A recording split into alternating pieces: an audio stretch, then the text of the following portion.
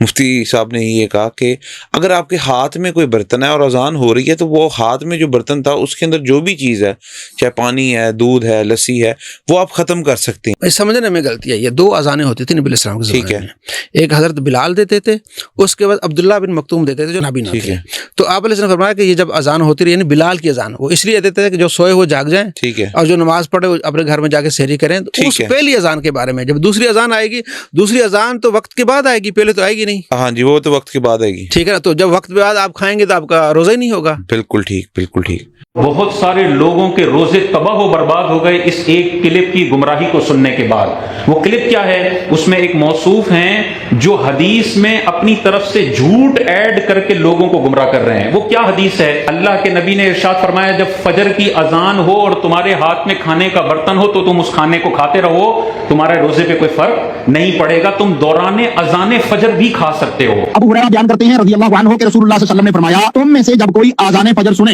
اور برتن اس کے ہاتھ میں ہو تو اسے نہیں رکھے، یعنی کہ کھاتا پیتا رہے، یہاں بلکہ اپنی ضرورت پوری کر لے۔ کھانا پینا بند کر لو، روزہ بند کر لو، یہ شریعت کے خلاف ہے۔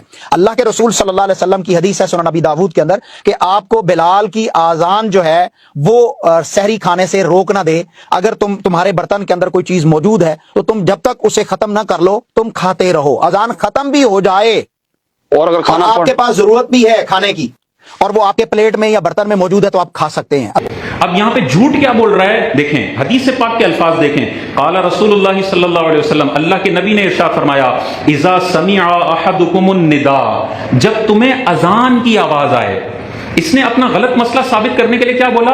اذان فجر کی آواز آئے اور تمہارے ہاتھ میں برتن ہو تو تم کھاتے رہنا۔ اس حدیث میں نہ فجر کا ذکر ہے اور نہ رمضان المبارک کا ذکر ہے، صرف حضور علیہ السلام نے ارشاد فرمایا اذان ہو رہی ہو، اذان کی آواز تمہارے کانوں میں پڑے اور تمہارے ہاتھ میں برتن ہو تو اذان کی وجہ سے کھانا چھوڑو نہ، اپنی ضرورت پوری کر لو۔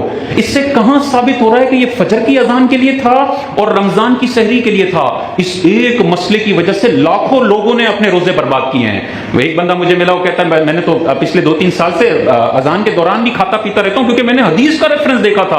وہ مولوی صاحب بتا رہے تھے وہ بھائی حدیث کے ترجمے میں ڈنڈی مار رہا ہے، عربی کے اندر صرف ندا کا لفظ فجر کا لفظ ہی نہیں ہے۔ اور دیکھیں اس حدیث کے مقابلے میں بخاری کی حدیث دیکھیں، بخاری شریف میں حضور علیہ السلام نے ارشاد فرمایا جب بلال اذان دیں تو کھاتے پیتے رہو کیونکہ بلال رات کو اذان دیتے ہیں، اور جب ابن ام مکتوم اذان دیں تو کھانا پینا بند کر دو۔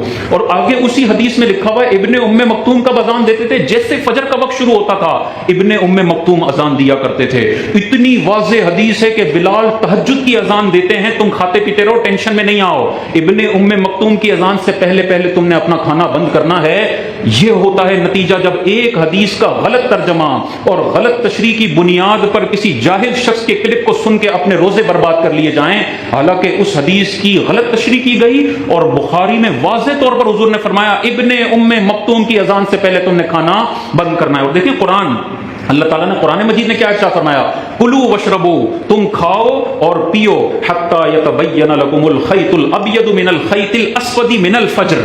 اللہ نے واضح طور پر ارشاد فرمایا اے لوگوں تم کھاؤ بھی تم پیو بھی، لیکن کب تک کھانا ہے؟ جب فجر کا سفیدی کا ڈورا کالے ڈورے سے ممتاز ہو جائے، بس یہاں تم نے کھانا بند کر دینا ہے۔ جب بھی تمہیں صبح صادق کا سفید ڈورا آسمان میں نظر آئے تم نے کھانا بند کر دینا ہے۔ اتنی واضح آیت ہے اور بخاری کی واضح حدیث ہے۔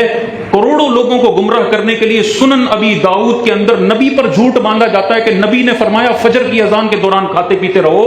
یہ اتنی بڑی گمراہی پھیل چکی ہے، اس کے خلاف ہمیں آواز اٹھانے کی ضرورت ہے۔ صحابہ کا یہ معمول ہے، یہ قرآن چیخ چیخ کے کہہ رہا ہے، یہ بخاری کی حدیثیں چیخ چیخ کے کہہ رہی ہیں صبح صادق کے بعد منہ میں کچھ بھی ڈالا گیا تو روزہ توڑ دے گا۔ اس حوالے سے ہمیں غور کرنا چاہیے۔